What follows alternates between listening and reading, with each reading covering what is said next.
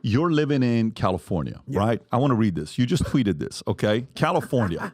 And you said this about California. Now, Vinny and we've both lived I lived in California 20-some years. Almost 17 years. Okay, so here's how he paints California to be. You ready? Mike. California is the girl you love so much, but she's going to ruin your life if you don't get away. Oh, damn. Really sad because it really is the most beautiful state, okay?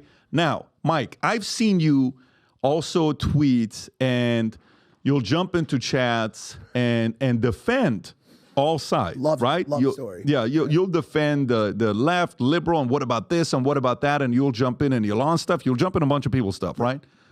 But how do you say that California is like the left, the liberals' heaven on earth where there's unicorns and there's like, you know that song? Remember that one dog unicorn, the never-ending story? Oh, that's California. So let me ask you a question. How do you say something like this about California? Let me ask you a question.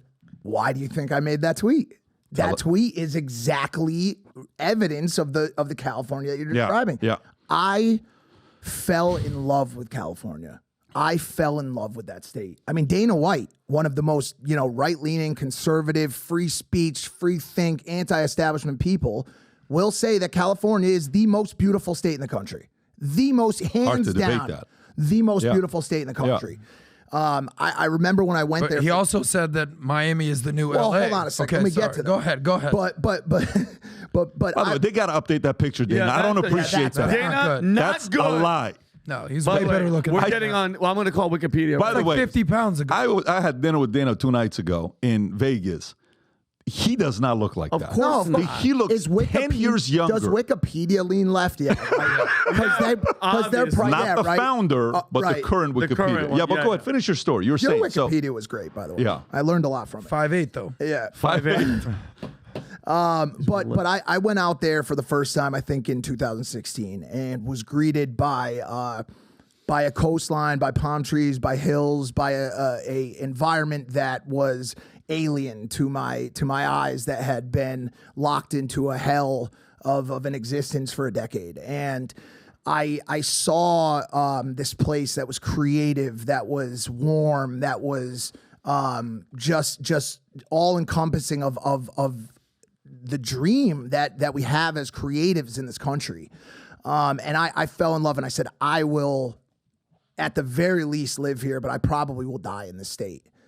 And because I so much fell in love with it. And where specifically? With Los Angeles, with California in general. Mark Twain called Big Sur. He has this beautiful love story about Big Sur, and there's a lot of beautiful places in California. But LA in specific, I just really had found a home for myself there, and kind of infamously bought this $4+ million house there a couple years ago, and just have been gung ho. Had been. You showed your mom to the house, and she was in tears, emotional. Yeah, I remember that. My mom's been through a lot. Yeah, been through a lot. And I'll be honest with you, I haven't talked about this, but I have been. I can't get into too much detail, but I've been the victim of some crime in Los Angeles a number of times. This is completely not public. No one knows about it. I don't talk about it at all.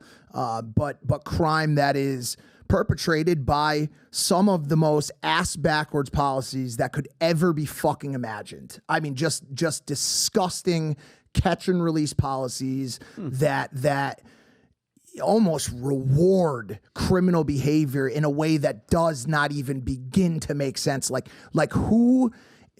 we'll get into this now that we're on to the serious topics in a second, hopefully.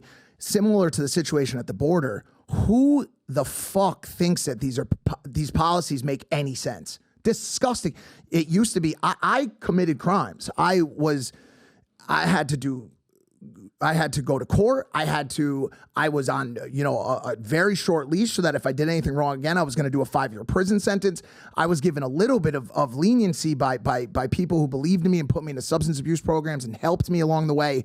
But my crimes were not violent in nature. They were possession of drugs that I was using to harm myself.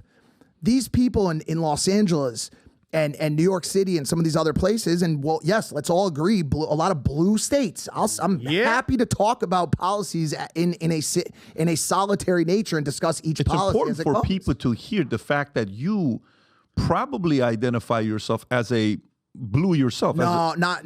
I've always been policy based. This is something I'm so excited to talk to you about. The world is not black and white.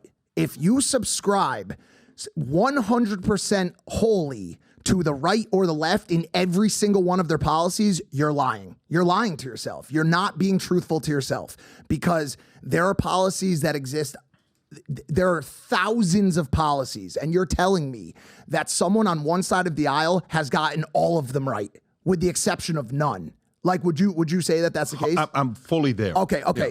Gray area. Yeah. There's a lot of factors involved with a lot of policies, how they exist, how they put in action, how they're executed in states that are semi-blue, kind of red.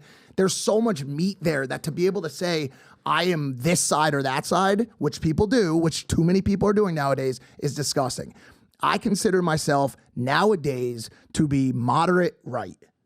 That's just where I am. But this has got to be very recent, though. It's not. It's really not. It's a perception. It's a perception, a perception that exists because of my alignment with someone else.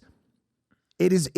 And by the way, maybe even that is a miscalculation to assume that Logan is a liberal. Maybe in certain ways, but that's one of the issues that I've been up against on the internet, has been me being, in a way, defined by a relationship with someone else. Okay. We just spent 1 hour of this show talking about that person. Right. That's no disrespect. Yeah. It's a huge part of the storyline. Yep. But think about how much his actions have trickled off to make people believe they know me by way of who I'm friends and who I work with. Yes, your circle says something about you, but it certainly doesn't define you to a T. It just doesn't. Right? People say you're a result of the 5 people you spend the most of your time around. Well, you got one of them. Are you going to take into consideration the other 4? Yeah. So you know who influences you? Who influences your politics? Honestly, I like to believe that a lot of it is driven through life, through personal experience, which is why I'm excited to be sitting down with some people who have that, and have a conversation with people who have probably been through a lot of things in their own lives. Mm-hmm. I think that you gain a lot of your own perspective in life through experience. The idea that you're going to be 22 years old and you're going to develop a set of bulletproof policy principles based on someone else's speech is crazy to me. Yeah. Mike, can I ask you a question too, bro? So living in Cali, I was there for, Pat moved, you were in Dallas and then you came here, right, Pat? So I was there during the Trump thing, and as a stand-up, Mike, they locked everything down. If I even mentioned Trump on stage, and I'm not a political comedian, but once in a while I make something funny to try to don't talk about that. Comedy club owners like, yo, you can't be talking about this guy. What do you think because for me it was, dude, Trump, that was it. Like, everybody just split right down the middle, and I didn't even know what left or right or anything was till this cat came in. I swear to God. Even as a military... You're talking about Trump. Trump came in, and then I swear to God, I didn't know what left or right was. And then I go, oh, okay. Now I see the split. What do you think was the shift for you where you were like, oh my God, like, Cali's just going down? Because why would they incentivize? They defund the police. They tell people you could steal under $1,000. They're making these criminals. You yourself, you're basically saying that you're a victim. What was that shift, and why are they giving these criminals such a leeway to get out and keep doing this? There has to be a plan. What are they doing? I don't know. That's my question. I just don't understand it. I don't understand. I've heard obviously all of the different ideas around Soros and funding and blue states and what it does for the greater establishment, if you want to say that. But some of these policies seem so common sense. Okay, we had a mayoral race in Los Angeles. I'm sure you are familiar with Caruso versus, of course. Oh yeah, Karen. A lot of people wanted Caruso.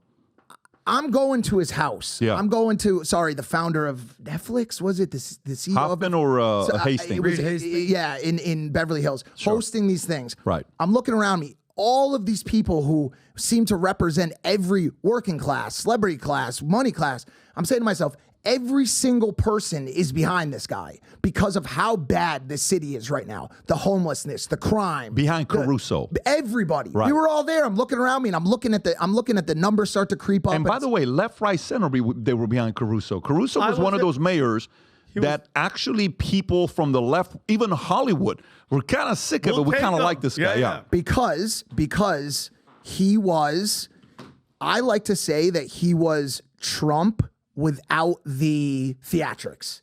Because you got to understand, you did a Twitter live the other day, and someone by the name of Good Logic jumped in. He was a speaker, and he said that he's hoping that Trump takes a more positive approach in his campaign this year.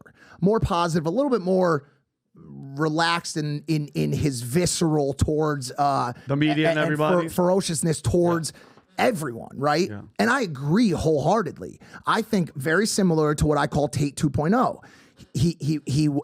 He was so boisterous to a point with certain beliefs, with certain things that were meant to fire up a crowd to get them to kind of join and believe in him, that it got him in trouble to an extent that it shadowed all of the really positive stuff that he had to say to the young men of this world about working out, eating the right things, focusing on religion or whatever it was at the time.